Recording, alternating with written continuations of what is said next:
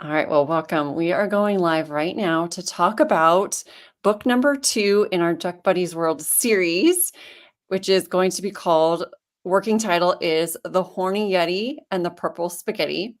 And so I want to introduce really fast our official guest here, Raj, aka Podactor.eth.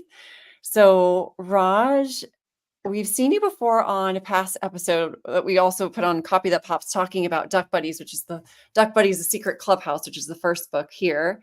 But quickly share a little bit of background about you and then specifically like business and then also NFTs and comedy. Because I want to talk about how to make this book funny, extra funny. Hey, yeah. Yeah, absolutely. Well, I mean, I think you did a great job on your own, but I'll try my best. Yeah, I come from I come from a financial background, which is odd enough, but many years ago, I decided to pursue stand-up comedy for part of my life. Something I'd always loved. It's a creative art form that I've always admired, and also wanted to get better at public speaking. So I jumped in, decided to go into the deep end and learn the hardest way possible. So I fell in love with it, fell in love with the art form, pursued it for a year, realized really quickly that it is one of the hardest things to do in life. So I stepped back and went back into, an actual paycheck. But it's always something that's been a part of me, and I've always wanted to keep pursuing the comedy field. And obviously, when I met you and this idea kind of popped up, that was just an amazing way to kind of let those creative juices flow and get some things going for some funny material for both adults and kids. Right? Let me see. I'm going to pull up Duck Buddies. I've got it also on Amazon, so I can just shout that out really fast, just to give anyone a little bit of background if they're not familiar with this quite yet. So this is the first book. It's called Duck Buddies and the Secret Clubhouse. So Duck Buddies, if you look that up on Urban Dictionary, you'll have a laugh. It has sort of a meaning, a double meaning also. If you replace the D with an F, similar sort of meaning there. But the book is actually extremely wholesome for kids. So it's kind of like, I think as Robert, who's a guest on this episode too, that might just stay quiet and watch, but might engage at some point too. So thank you, Robert, for joining us from France. But I think he said on a past call, it's kind of like Shrek, where it's wholesome for kids, but there's also some little secret jokes embedded in there for adults. So these are the main characters in the first book: Danny Mallard, Ducky Ducker, who also has an appearance of Mother Ducker, Allie Ape, and then the two other apes, which we never actually gave them names, but just kind of described them based on their clothes. So for the second book, we talked about, we wanted to have it based around a Yeti, which is inspired by Super Yetis, which is an NFT project on the Ethereum blockchain. And so at the very end of this book, we pop in a little Super Yeti that's hiding in the tree. So this is the little fella who's hiding. And so now the second book is going to be based around the Yeti. So it's going to be called The Horny Yeti. So it has a double meaning with horny, but for kids, it's talking about the fact that it has horns. And the purple spaghetti. So basically, I thought I'd give you a little overview of, or I guess we could just kind of go page by page and look at the book. I don't know, but I would love to talk about how to make it even more funny. And I did incorporate that one advice you talked about with meaty balls into this one already. So I'll show you that and let me know if you feel like how I put that in You can't have spaghetti embodies without what you big, intended. juicy, meaty balls. That's just a part of eating great spaghetti. I don't know what you're talking about. Exactly. So I don't have a full official way how to run this call, but I thought it'd be fun just to kind of look at it so far, share behind the scenes for anyone that's watching it live or later on a replay, just to kind of see where it is so far, slash what is the process of kind of working through your first idea all the way till the end. So, okay, so here's Danny. So this is basically, this little storyboard is what I created in an Excel spreadsheet as a way for me to communicate it with my illustrator as clearly as I could. So I first just took a piece of paper and I folded it a bunch of times and then drew boxes. And then I did like really rough initial sketches. And so that's what these images are my like really bad sketches, because I am not an artiste. And then, eventually we'll show also what the illustrator did. So the illustrator just sent this to me before our call. So this is what I sent, this like ugly version of the cover. So this on the right would be the front, and then there'll be a spine, and then the back, I imagined the Danny and her dad to be holding a big pot of spaghetti. So this is what the illustrator just came back with as like a very initial sketch. And I don't want the Yeti on the cover to be fully revealed, because part of the fun of the book Right. is that the kids don't know exactly who stole the spaghetti yet either. So I told her I kind of want the cover to maybe be like all black, or like a really dark purple or something dark. And so you kind of just see the outline of the Yeti, but you don't really fully see it. Oh What are your yeah, so thoughts? yeah, I like that. So it's kind of playing on the Goldilocks sort of situation, who ate the porridge or who da da da da type of thing. Am I if I'm Yeah, I forget that remember story, but that? yeah, the Three Goldilocks bears? and the Three Yeah, Bears. so but I like that. Yeah, of course. I mean from a kid's standpoint, just seeing an outline is probably the way to do it. Yeah. So these little things are like headphones, because the Yeti is wearing, as you can see, it's got like little gamer headset and a backwards hat and the horns. So kind of want the outline of it, but you can't fully see, but still an engaging single image, like focus cover. Yeah. And then the I ducks in the would back holding the pot. Sorry, Yeah, go and I ahead. don't know if she's looking for feedback on the thing, but I would even make Yeah, the mountain of spaghetti like bigger, like just this spaghetti. like Mhm. overwhelming. Okay, yeah, definitely give me all feedback, because I'm just looking at this Yeah. too. Even bigger. Um, yeah, maybe even like kind of covering the nose, like you can just maybe even see Yeah, like part a of the pure mount, eyes. like yeah, it should almost look like Everest, like of a mountain Hmm. of it. Yeah. Yeah, and I'm gonna make this the spaghetti purple. And Yeah. I did a search on the copyrights and trademarks database, just to see if anyone had trademarked purple spaghetti or horny Yeti.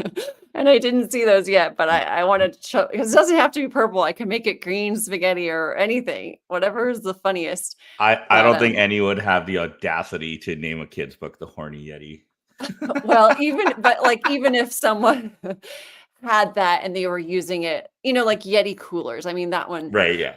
Yeah. even if that were called Horny Yeti coolers, I wouldn't want to Yeah. do Horny Yeti book per Right. se, or purple spaghetti, that kind of thing. But all right, cool. And yeah, on the back, I really like it too, but I'm almost thinking to have more of it spilling out, like even more spaghetti, like Oh overflowing. yeah, like overflowing, like it should Uh-huh. be like a disgusting amount. Again, Yeah, like a big mountain of stuff. definitely. Okay, good. All I right. almost So, wonder if we could oh yeah. embed this is the first page, right? Like when as soon as they open the cover? No, well, this one that we're looking at is the cover. So this is the front cover and the back Oh, cover. that's the back. Okay, okay. Yes, yeah, exactly. Yeah, Because okay. it's kind of like this. So, I'll stop sharing this for 1 second. Where'd it go? So kind of like this. You design the Yeah. file as one big PDF. So you got the front, the spine, and the back all in one giant PDF file. Yeah, that makes more sense. Okay. So this would be like the Yeti kind of in shadows, and then this would be where Yeah. the 2 ducks are holding like a big thing of spaghetti Yeah. overflowing outside. The only reason I was asking that, and it wouldn't work for this for the cover, but inside the anytime we have a shot of the spaghetti, because spaghetti is like wavy and small and everything, you could embed all sorts of like little hidden um structures with the spaghetti. Like it could make like a phallic symbol like inside the spaghetti, but with using the spaghetti strings.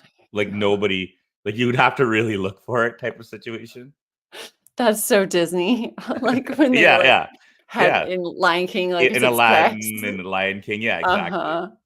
We could Oh my absolutely, I don't know how the artist is gonna feel about that, but, I know, I right? think it's something you could totally do because it's so easy to hide in the spaghetti waves and stuff. That's funny. Yeah, and Wilson Wan, who's watching on Facebook. Hi, Wilson. He said Mom's Spaghetti, which is such like a shout out to 8 Mile, which I love that Yeah. movie. That's amazing.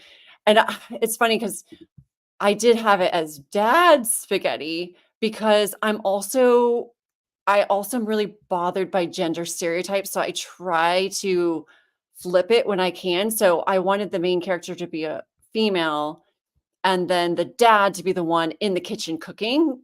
Yeah. Although I do love that, like, mom spaghetti shout out sort of thing, so We can always add in a joke about, something about mom spaghetti, like, that's true. "This ain't your mom spaghetti," like, almost having sort of wrap it type of thing. Right. Yeah. We could almost do the reverse of Eminem. So whatever message Eminem was sending, Uh-huh. we could almost make it the reverse of that.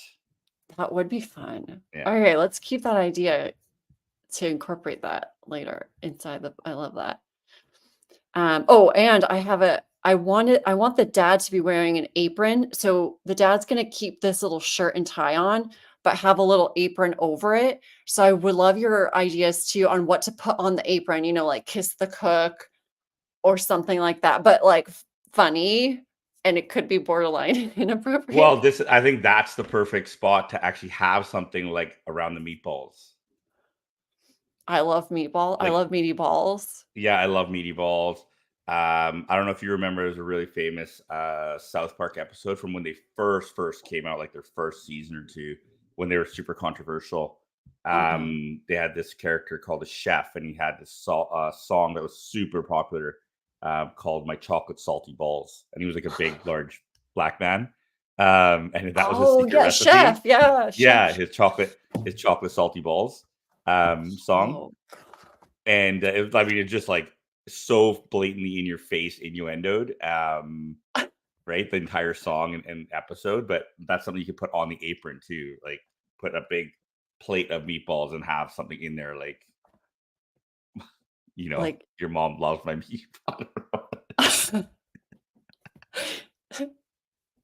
Just something it doesn't have to be, yeah. I guess, that hardcore, but something around the meatballs would probably be the best thing, or even strategically place the apron down low and the plate of meatballs is right around the crotch area without actually saying the words. I keep on thinking something kinda like, "Do you want these meatballs in your mouth?" Like, Yeah, yeah, exactly, something like exactly. that. But I think that apron would be the perfect spot to put it because it's gonna carry through the book too. Oh, I'm sorry, And Ben, I really, didn't like, no mhm. kid's gonna see necessarily that joke at all. Like, we're not even Right, we don't even have to point it out at all. right, Yeah. exactly, super subtle. Yeah. Yeah, and then Ben, I'm so sorry I didn't add you onto the stage, but, Ben is popping he might pop in and say something too, but he was saying something in the private chat about, this isn't the 1990s, Eminem, lose yourself, like, "Hey, we're 90s kids, like, we grew up in the 90s, at least I did. We can do shout outs to 90s, I love it." Absolutely. And Wilson said that he's become a house husband. Love it. Love those house husbands. Okay. So now you can kind of see that's the front cover and that would be the back cover. And so we'll make the spaghetti even more Yeah. dramatic. Okay, so the first page, here's kind of the vision is so we see Danny looking excited at a big plate of spaghetti in front of her. And then there's some kind of swoosh and like maybe a dark shadow, but you can't really tell what it is. And it swipes, the spaghetti's gone. Maybe there could be a little trail of spaghetti. And then she's like, Dad, because her plate's empty and she's upset. And the dad's like, Yes, dear, in the kitchen. So this is like a kitchen behind him. And then the second spread, this is the left page and that's the right side. The Yeti ate my purple spaghetti. And then the dad's like, The Yeti? Yes. Okay. And then on the next spread, it kind of turns to the other side. So now this is like behind them that we don't see yet. They turn and there's 20 Yetis all standing there. And so the dad's like, which one?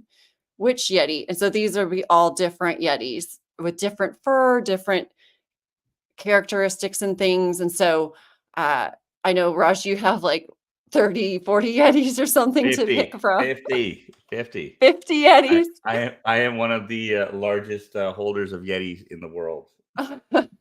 It's my you home. It's my pride. you are a super Yeti fan. So yeah, so there'd be a bunch of Yetis.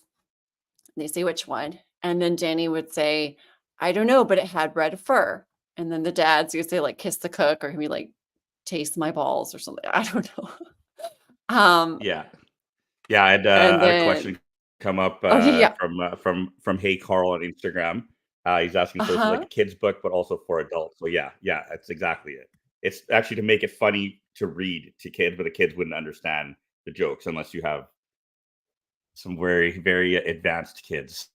So, like, for example, I have a 4-year-old, and when I'm reading books, I'm often just bored to tears because I find the stories formulaic or boring, or like every character is only a male and they're the only one speaking. And then it's like, oh, here's a girl, but she's in all pink. And it just like drives me insane. So I'm like, okay, I want to create some of my own books that are very wholesome and about diversity and inclusion and just having fun, but also have some subtle hidden jokes in there that we adults can laugh and just sort of roll our eyes at, but the kids don't know. So like my son runs around the house being like, I love duck buddies.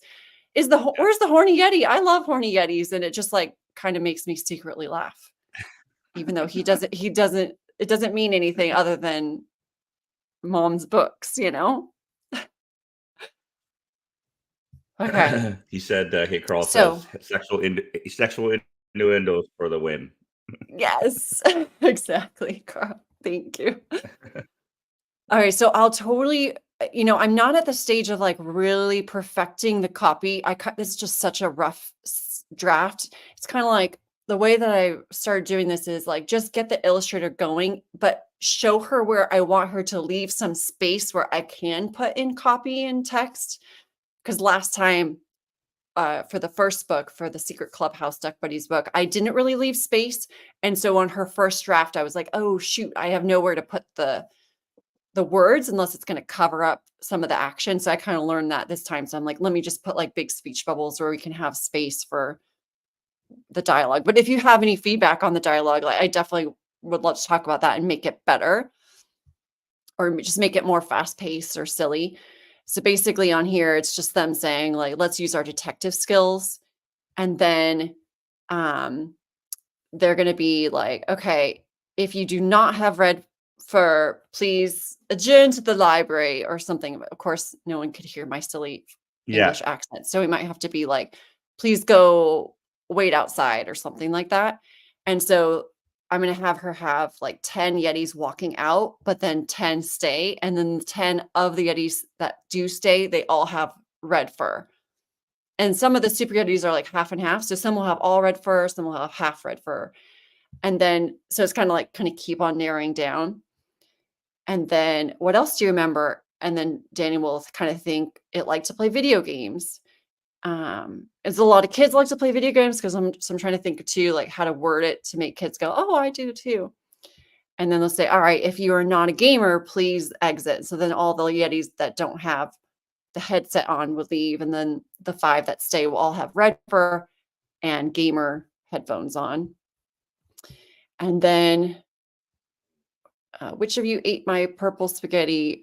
Oh, and for some reason, okay, that's a really bad drawing. But I thought that the main Yeti had a blue stomach, but it doesn't. So I need to update this one. So we could make it the balls come later. The meaty balls comes next. yeah. So we could have something else playing on the characteristics to further eliminate them. Yeah, any thoughts off the top of your head? Otherwise, I could pull up the actual Yetis that we have Yeah, to no, I work with. like it. I think there's an opportunity in that transition. where we could get the kids to be a bit interactive. Like I know it's sort of already built Yeah. in, um, but like almost make it to the point where the parent can say, "Oh, so which ones are gonna leave?" Right? And Yeah. have the kid actually like, "Well, this one's gonna leave and that one's gonna leave," and to keep it a little bit more Mm. engaging and active with them. Mhm. So what do you mean then So specifically that's one on thing we the could do with that whole side of the transition. So, like, if you go like back, to where the kid says, I can't remember, it had red fur, right? And that's the mhm. opportunity for the parent to now point out and saying, "Oh, Mm. the horny Yeti had red fur. Which ones have red fur?" Right? And the kid can actually point them out. Or the So maybe I need opposite of, like, to which one should we get rid of? right. So maybe I need to have the ones that stay still in this visual so that the kids as they're reading could be like, because that something you say we should build Or we into the could book grade them, like, or we can either build into the book, or we can do things like, then we turn the page, ones that stay, are still in color, the other ones maybe turn black and white or something.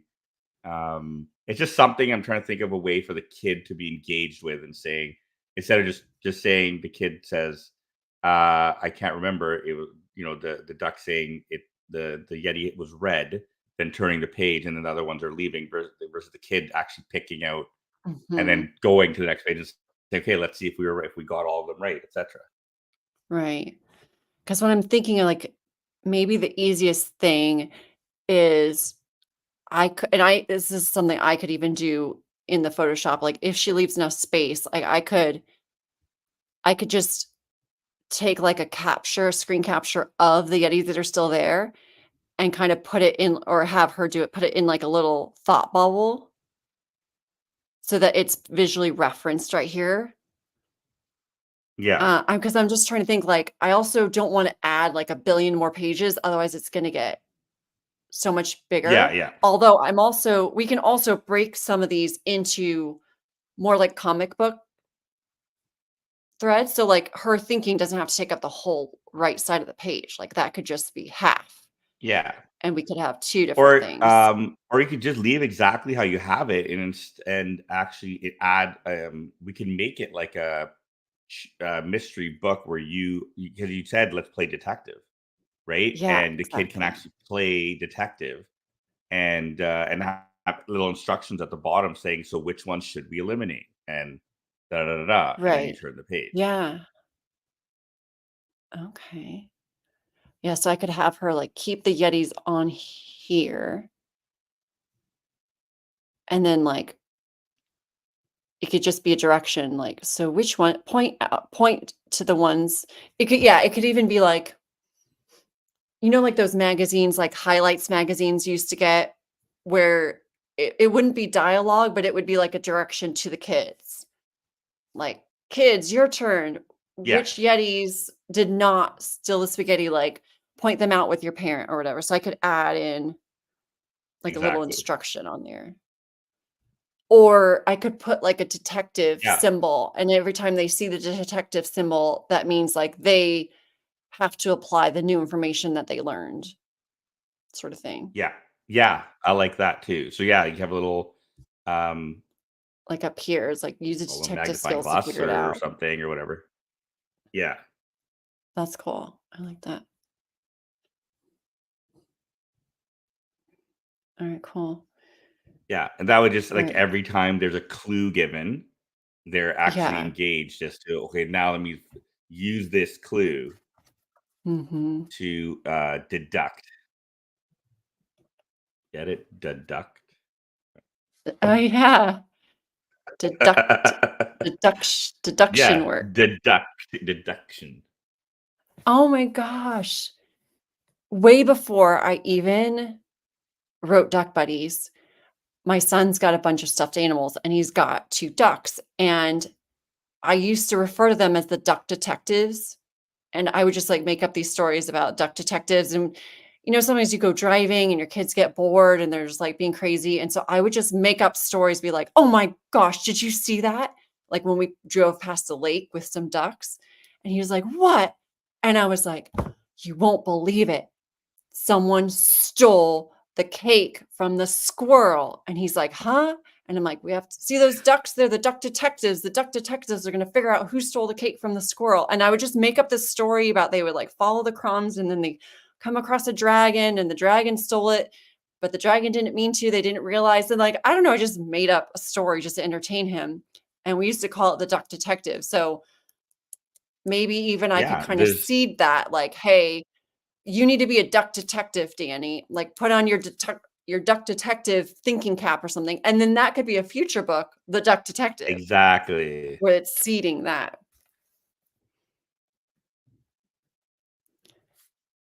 Okay, cool. So fun. All Yep. right. So then I said a blue stomach, although Yeah, I that's not like it because it actually, makes it way more interactive. yeah. So blue stomach doesn't work. I don't know where Uh, I was thinking that. for the So we need some other characteristic to eliminate people kids by. and parents. I guess it does have a So hat. So we could do something about a baseball cap. Like I think it was wearing a backwards hat instead of the blue tummy.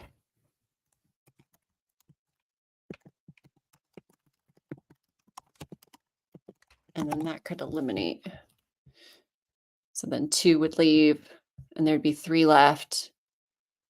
And so they'd all have red fur, um, gamer headphones, backwards cap, and then like some would have horns and some wouldn't. Um, and then what else? And then she says, meaty I think balls. like yeah. Oh dear God. Oh, what? What were you gonna say? No, just hilarious. Just the whole concept of medievals.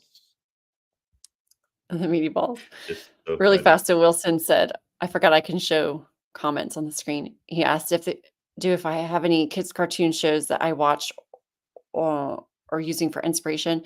So one thing that kind of inspired me on this is The Wonky Donkey, which is a book. Have you read that one, Raj? So it went No. viral. It was there's this video of a grandma reading it, and she had this really thick, I think, Irish accent. And so even just how she was reading it was just cute and funny. And she was reading it to her grandchild, and she was just practically rolling on the floor laughing. And so all the book is it says, I was walking down the road and I saw a donkey. Eeyaw. And it had 3 legs. It was a wonky donkey. And then the next page, I was walking down the road and I saw a donkey. It had 3 legs and 1 eye. It was a winky wonky donkey. Yeah. I was walking down the road and I saw a donkey.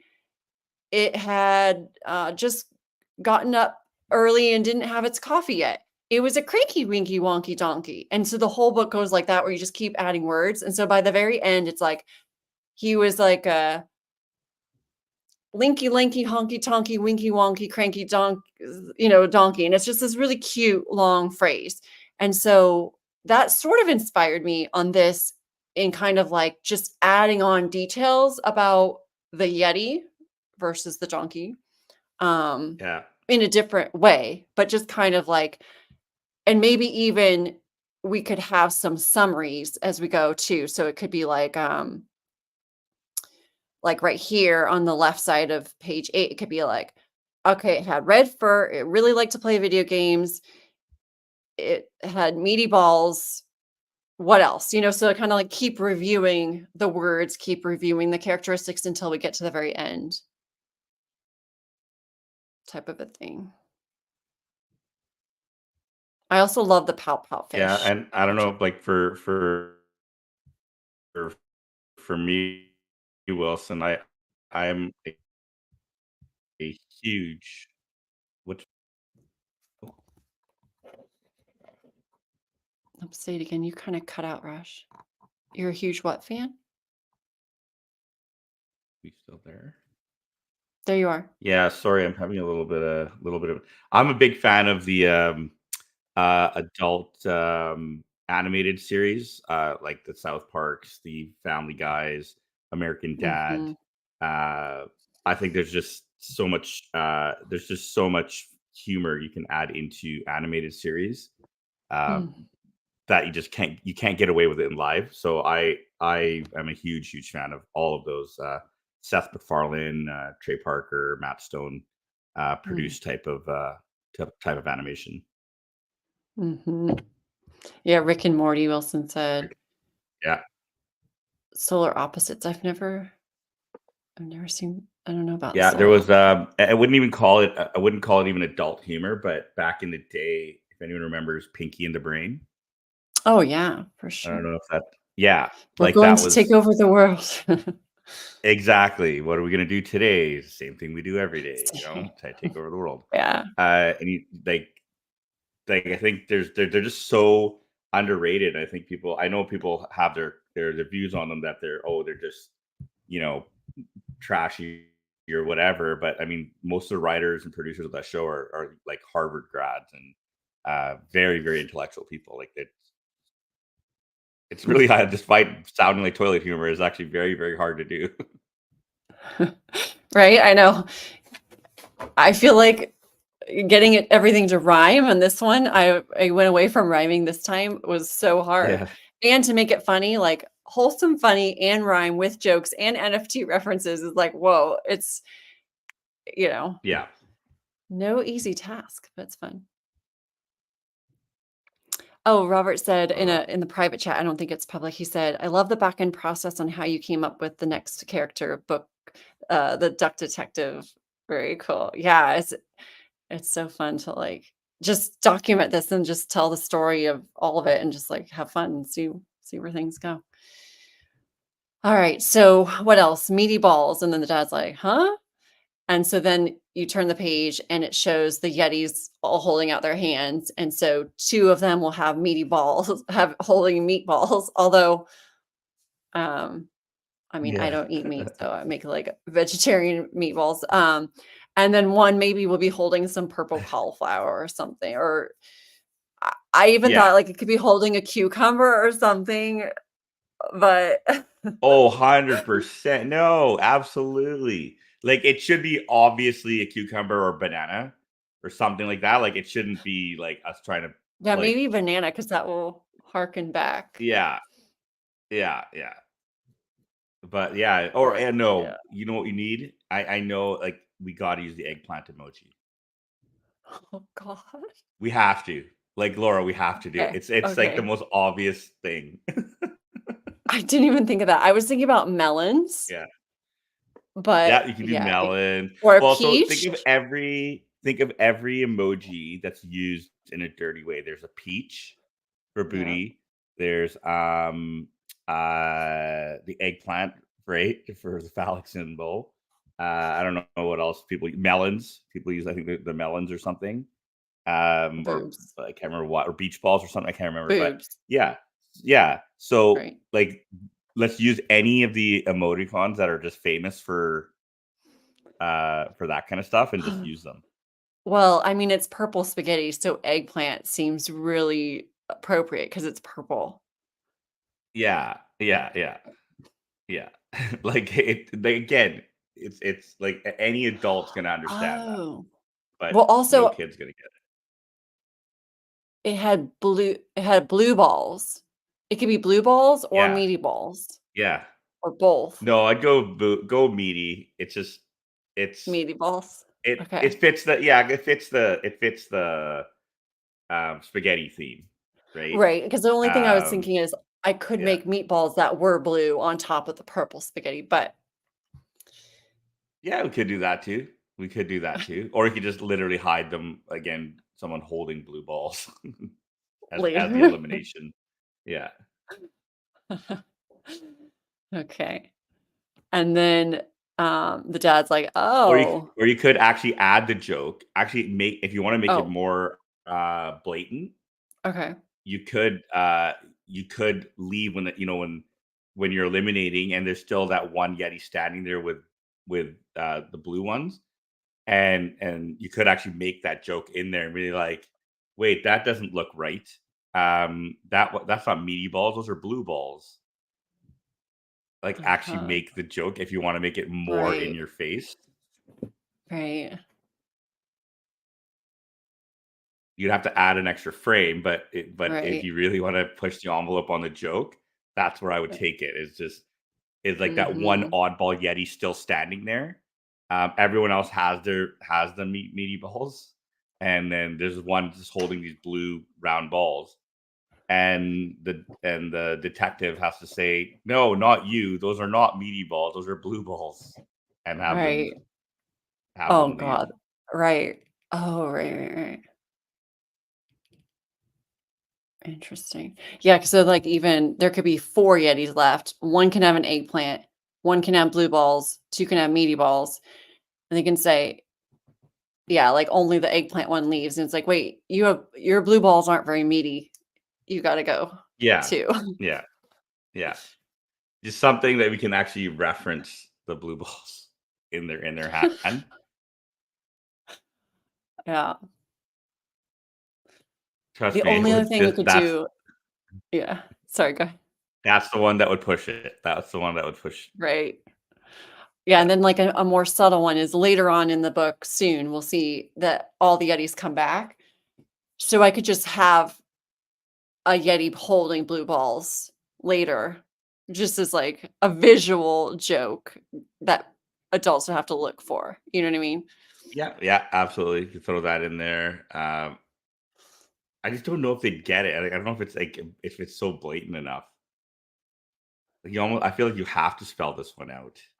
Although I do like having hidden Easter eggs for people who are really paying attention, like, because this one so far, it doesn't have as many, like, NFT jokes. So, like, what NFT jokes also can we work in there? Because the first one had a ton with referencing to Bored Ape Yacht Club and subtext and just, like, how Bored Ape Yacht Club's Let's like mhm.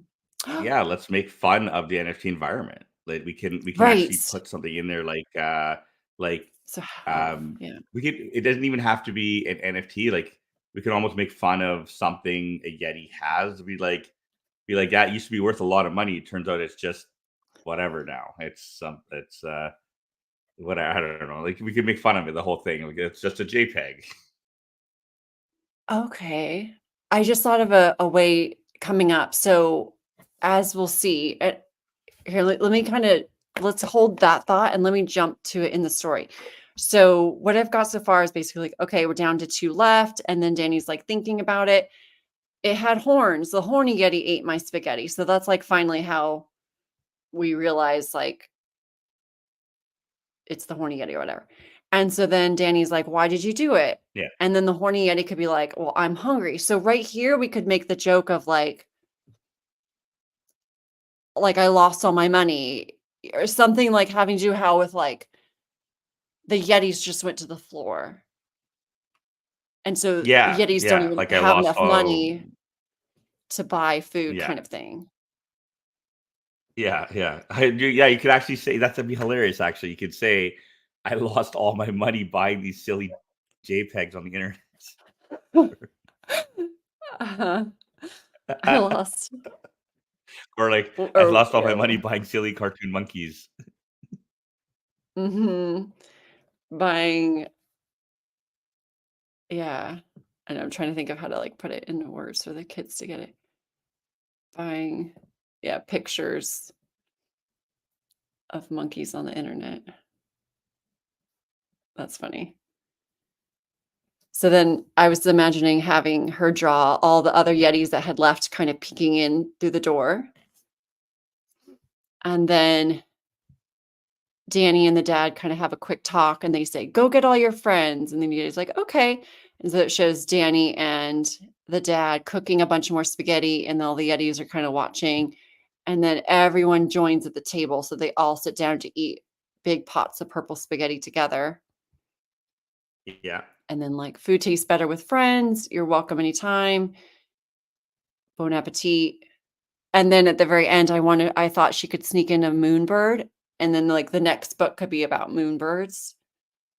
but I could also have her draw in a gutter cat or whatever other. Yeah, that's what I was just thinking. If we could sneak in, maybe someone peeking through the window, um, Mhm. moonbird, gutter cats. I mean, there's so many projects that that would So, fit that theme of like we're homeless and hungry right now. okay, so we haven't even fully addressed the whole, like, how to make more NFT jokes, which we totally could in here. Yeah, Um, but my husband and I were, like, laughing about how bold could we be about pushing the next books, like, let's say it's about owls and cats. Could we call it, like, Hooters and Pussies or something like Pussycats? Like, it's too much, but, like oh shit. but Yeah, that something would be like like, Hooters could definitely work. Hooters could work. Hooters I mean, for might be some sure. copyright issues, but Hooters Right, could definitely work. I don't know about Pussycat. right. That would Well, definitely there's, be like, harder. Puss in Boots, like, Puss in Boots is, Yeah, like, yeah, very sounds like that. I know last night I couldn't sleep and I was thinking about a book about, moonbirds and maybe trains or something, and, like, the book could be called, like, Hooters and Tooters or something like that, so it's like, yeah, toot toot trains and Hooters and it could be about sound. I would yeah. this There's is definitely going some too funny. opportunities. There's definitely some opportunities to push the line. I think there's a few in this one that right now with the blue balls, the meaty balls, the phallic symbols, the hidden waves in the spaghetti. If we put them in, like there's a lot of line pushing on this one, which is great. Yeah. Oh, and then I kinda commission her to do 20 spreads, so 19 internal spreads on the cover, and so I have 1 extra that we can do, so I kinda thought, like, because the way that it sorta works for anyone that is interested, at least how it has for me, is I do a really rough sketch, and then the artist, she does a sketch just by hand, and we kinda go back and forth on that to make sure it matches the vision, and as we're doing that, I see things where I wasn't clear enough or I hadn't thought about it clearly enough, and so she does edits on her sketch, and then she turns it into line drawings, so, like, digital line, just the outlines, and then we go back and forth on that, and then she adds the color, so it kinda goes in, like, 3 stages: sketch, line art, and then the color on in and through each stage, there's back and forth. Um I forget what I was saying that. Oh, but this last 19th page. So the 19th spread, I would kind of left this one open this time just in case there was a spot somewhere in the story that we're like, oh, we really need another spread to make this really go. Or if everything is kind of okay as we go, I thought this 19th spread could be like, here's how to make purple spaghetti. And it could be like a cute recipe with instructions, and it could kind of be a visual Oh, I uh, love that. Yeah, you want to for the make your own kids. purple spaghetti with the Yes. Yeti with the kids, and we could, Yes. yeah, um, we could easily get something put together. Again, I don't know if I'm sure it's as simple as adding food coloring to an existing spaghetti recipe, but I have a like trained Michelin star type chef buddy who could Oh, probably cool. do a Well, recipe I'm for us. also we wouldn't do food coloring because I I eat pretty healthfully, and we don't eat any meat in our house. And whenever I make spaghetti with the pasta sauce, I will mix in Yeah, extra veggies that you can't even taste, you don't even know, and yeah, it yeah. often changes the color. So what I was thinking is like Oh, take right. some eggplant and, like, roast it, Yeah, maybe take some cabbage. I have to try it out and see, like, if it makes it too weird flavor that the kids might not like it, but we would add in real vegetables and blend it into the sauce. Like, red onions yeah. I kinda like has that. I that think that's purple look, fantastic. and so Yeah. now, like, kids might be really excited to make the spaghetti, and they're gonna be actually eating more vegetables they normally wouldn't otherwise. Yeah, yeah. I know there's like purple cauliflower, but I'm pretty sure it's also Yes. expensive. So Yeah. yeah, Exactly. Yeah, that's why I was gonna have one of them holding a purple cauliflower because it kinda goes, but that one, yeah, can be harder to get, not as accessible and more expensive too, but, um, But yeah, so I thought that could be fun, is like another interactive element could be a recipe that then they go and make together as a Yeah, no, I family. think I love it, especially after they've gone through the whole book process, etcetera. They get more excited for and they can eat the same thing that they were eating in the book, etcetera. So I think it's a great way to end it, actually. Cool. Yeah, and then maybe we could even include a little hashtag and, like, a little call out, like, "Tag us with this hashtag and show us your purple spaghetti." And so maybe some kids would engage Yeah, with us on social media afterwards as well. absolutely.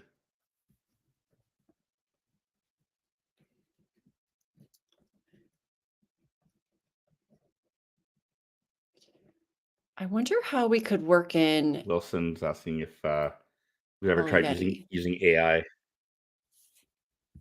Oh, okay, let me see. Have you ever tried using AI with these as the source to find the look? Uh, say more what you mean, like, for the illustration?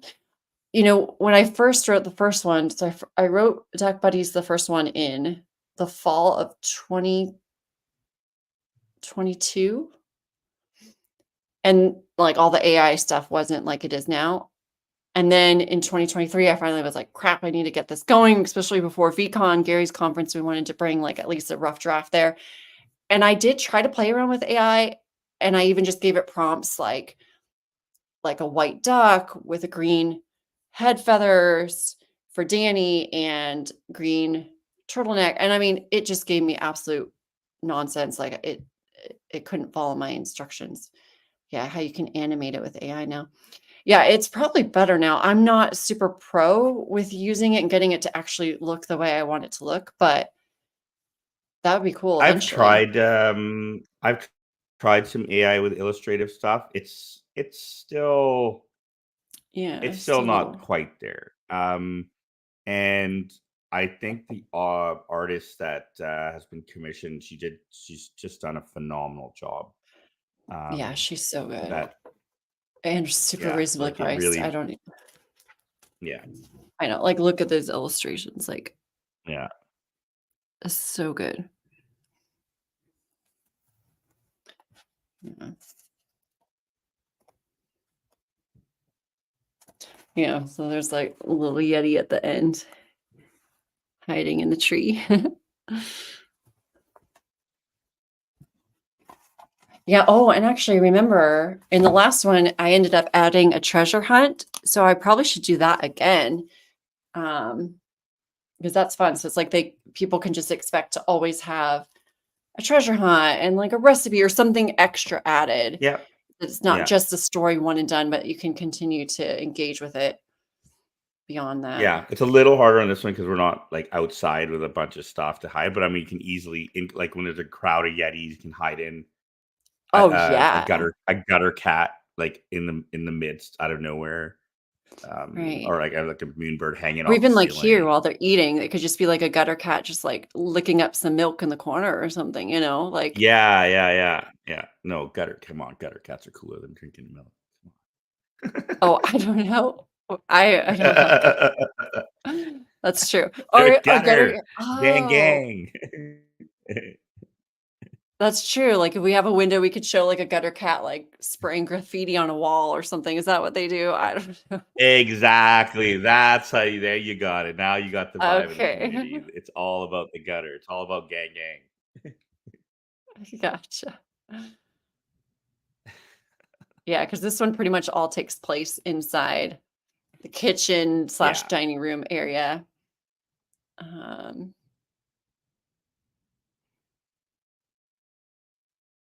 or even like some art. There could even be art hanging on the background, which is a picture of a gutter cat, like painting or something, like, yeah. I love the window. I think like that one's like for sure you got to do that. Like window painting graffiti outside or breaking into the guy's car or something. Because oh, that's really? like the vibe. That is literally the vibe of the gutter cats. That's, Um, oh, wow. yeah. I have like 7 or 8 of them. I'm pretty sure, so they're in here somewhere. Yeah, let me see. I can just take off the Just to Yetis get rid and of the Yeti filter. There we go. So yeah, I Yeah. got 8 of We them. can also have like a little snow demon, Oh, which is a right. Yeti character as well, like run through the bottom or something, or Oh god, those look so funny. Alright, I wanna write kind of those like ideas they're kind of down. like yeah, they're kind of like gremlin, like Right. yeah.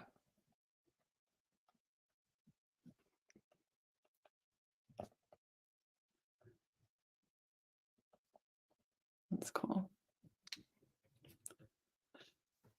Alright, well, let's see. I definitely have some extra work to do with the illustrator. Um, let's talk to kind of wrap this up. Uh, do you have any general advice on making things funny or writing jokes for stand up, for writing, for kids books, whatever? Just like what are some things that you learned or remember or would share around how to make things more funny? Yeah, the biggest rule of comedy is they shouldn't see what's coming, That's what she said. right? Exactly. Exactly, perfect. Um, it really is the thing, like, if you look at any professional stand-up comedian, let's say, that you admire, um, there's different styles of it, but where the story is going, shouldn't be seen as coming. It's something that's a very different view, and it kind of fits in the first theme is when you're trying to make something humorous, you've got to find something that's almost ordinary every day, and just point out the absurdity of what it is, right? And you know, thinking of the most stupid thing you do every day and just thinking, like, really digging into, like, why do we do that, or what is the point of that, and trying to figure out the absurdity of it. And that's where people Can you relate to good comedy, right? can you think of an example On the off the top of your spot, head? without getting too controversial, I mean, like, anytime you bring up religious topics, you can always poke a lot of holes through that stuff. But I mean, that's that's a fine line I'm to game for walk that if you with are. people. Yeah, I usually am, but I have very agnostic and atheist type views, so it's a little easier for me. But I also understand people have their belief system, so I don't go too far into it. But But yeah, I mean, you can poke I holes feel through like all that's of it, what's right? the best comedy though, is making fun of Yeah. everything. Yeah, Like, yeah. I don't think there's any yeah. lines. That's why I know, again, there's, people that the Louis C.K.'s of the world, the Dave Chappelle's of the world, that their material, and Ricky Gervais, etc. That their material pushes boundaries, and that's another key. If you're serious Mhm. about using comedy as a Mm. tool, you got to push boundaries. That's what comedy is. It's to push boundaries, push lines, make people think about life, what's funny about it, and really, at the bottom line, is understanding how fragile and kind of almost meaningless things are that you get upset about. I hung out with comedians for a year of my life, and they're the most broken people I've ever met in my life. But that's what makes them funny. They Yeah. understand how all the other stuff is so stupid, They're like right? out of the matrix So I in a think way. It's like that's they can yeah, yeah, right. You don't want to be hacky, right? Like, there's the hacky jokes of, like, you know, pointing out racial stereotypes that are kind of like, mm, yeah, but if you can still do it. And I remember I did a bit back in the day.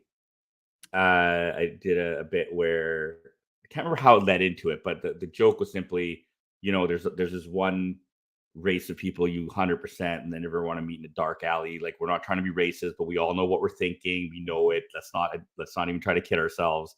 And then you pause and you're like, it's Filipinos, right? And well, because, like, where you're trying to lead it, and where people's yeah, mind are going, and then you boom, take them the other way. Because I'm totally. like the most innocent, soft people in the fucking world, right? And that's what made it funny. That used to get a huge laugh, and then I would carry on about why they should be scared of them, because they'll end up in your house as a nanny, you didn't even know it, or stuff like that. And um, right, you're playing on racial stereotypes, but you're doing it in a Yeah, way that's soft and funny and still points out, like, it's just the stereotype and all that kind of stuff. yeah. So there's lots of different ways to use comedy, and then I think Like for I don't know, misdirection. for most people, they're not gonna go yeah, the misdirection. I know for most people, they're not gonna go into comedy as a career or living, but, the reason I did it was to become a better public speaker, and, I think Mm. adding humor into your business life, into your presentations, into how you present or write and create, it makes a world of difference. It helped me in my career immensely, immensely. At Being the able at to, banking? yeah, absolutely, right. I mean, banking at the end of the day is relationships, Mm. right. I know banking's everything is like, oh, it's just number crunching and financials and all this kind of stuff. No, those are the like the backroom nerds that do all that stuff. The front facing side of the bank is customers, right? That's who you work with. That's who you're servicing at the end of the day, your end consumer. And one of the things that made me successful in my early days as I was coming through the ranks of retail side of banking, before I got into management and stuff, was being able to break the ice with people, being able to find humorous things that would make them giggle or laugh and make you understand that you're a real person and not some, Mm, you know, some mm, stuffy guy in a suit. Um, so mhm. I think using comedy and humor, helps in so many different ways and facets in life. And I think, there's enough studies out there to know what laughing uh and smiling and all that stuff does to you physically and emotionally. So yeah, Yeah, I would that's encourage. true. I think everyone who's interested to meet a fear, like go do stand up for a little. Just get on stage for 5 minutes. Um, it's like a drug, to be honest. When you get those first few laughs, it's pretty incredible. Yeah, that's definitely a future one we need to do where, like, we could help me write, like, a short set or something because that sounds so terrifying, but Yeah, I love comedy. I love watching stand-up. I never thought I would do it, but I'm not completely you against absolutely it. should. Yeah, absolutely should. And I think August we're going to be in LA. I believe there are a few comedy clubs out there that Oh god. have open mic nights. Uh, Recon. I think we just found a project there, Laura. Like, I need another project with all my crazy ideas. Oh, that would be Yeah, funny. it's something that you can use every day in life. I think everyone should not. You don't have to Mm, go and do stand up, but I mean, yeah. remembering to find the funny in life, it really helps you appreciate the absurdity of what we're dealing with on a daily basis. Like, you know, Mm, we're on a flying rock in this massive, expansive vacuum of nothingness. I know that sounds mhm. almost like what is a philosophy Mm, thing, but like nihilistic that's or what something. that's what yeah, that's what humor does. It'll help you remind you that, the things that you worry about every day maybe aren't Yeah. exactly the things that matter. Mhm. But I Yeah, I can feel laugh like at meaty balls because I don't care if someone wants to talk about meaty fucking balls, or I can yeah, laugh at, Indian stereotypes because they're fucking funny. Like, I don't take offense to them. Like, no one's obviously, there's a line between malicious intent and humor, but, totally. I mean, if yeah, I mean, there are there's stereotypes about in case anyone is confused, I am, of an Indian heritage. Um, like, there's stereotypes, of course there are, and they're funny.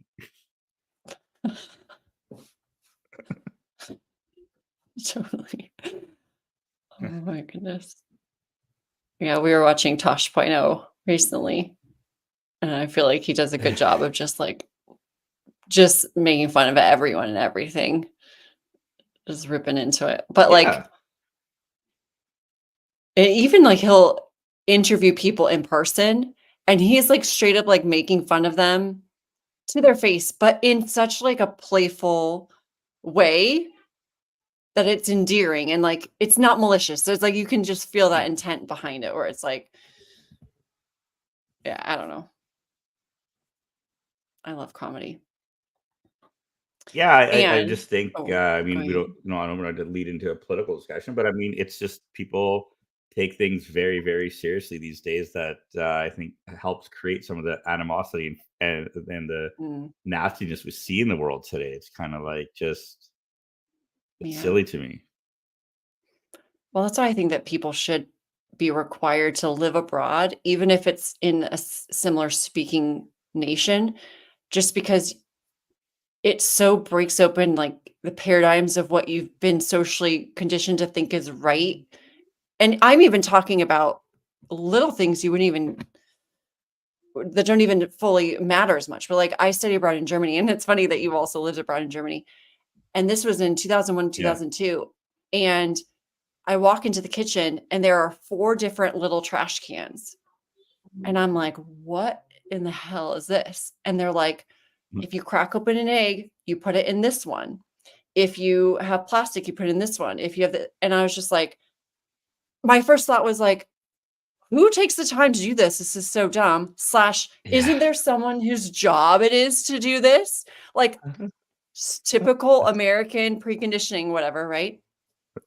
Or like you go to stores and in order to get a cart, you would have to put in a euro coin. And so you have to basically give like a whole dollar Yeah. in to get a cart to go to the store. And I was like, I didn't bring coins. This is so lame. And then I was like, oh, wow, look, there aren't carts just spewed all over the parking lot. This is genius. Why don't we do this? I don't know, just like little things, you see how other people have figured out solutions. And some you come back and you're like, we should adopt these. And others you're like, I'm glad we don't have this because I like how we do it back here better. But just being in a different culture, a different environment, different family, even dynamics, it could be in the same town, just Yeah. helps you to look at what you do from a different perspective and one, poke fun at it, two, see how it could be improved or changed or just done differently. Yeah. Yeah, I absolutely agree. I think that if you again, if I look at the funniest, again, humor's objective, I guess, but I what I think are very funny, and they're some of the most successful. So I think the broader base would consider them funny. That's what they do. They point out differences Hmm. in people and behavior and the little things we do as a species and make you think about it like, oh yeah, that's pretty actually pretty silly, right? And you can take it as like, oh, they're punching down on me or whatever. It's like, well, no, they're just pointing out that this is the silliness that we all kind of like walk through. Mhm. Cool. Well, maybe we should wrap it for the day, both get back to work, Yep. and we'll have to Back do to life. a next round where we show some like full sketches or line art from the illustrator and really work on copy ideas or like hidden funny things even more. But I appreciate your time. This is really fun. Yeah, absolutely. That was a really fun session. So can't wait to see what the finished product's gonna end up looking like, but get some good parts in there. And to close it off, Wilson said, Filipino grandmas are scary. They look all sweet and innocent, but they can break your legs. Yeah. I think that goes for almost any ethnic grandma ever alive. Yeah, that's true. It's Yeah, funny. I find if you talk to anybody from an ethnic minority background, like the sweet little perception of that Western sweet grandma that doesn't exist. They're all vicious. They're all vicious. That's so funny. Well, maybe we'll have to do Yeah, a grandma book in the future. yeah, yeah, for sure. Awesome. Thanks for having me, Laura. I appreciate it. You too. Bye. And thanks to everyone Take, watching take care. live or later.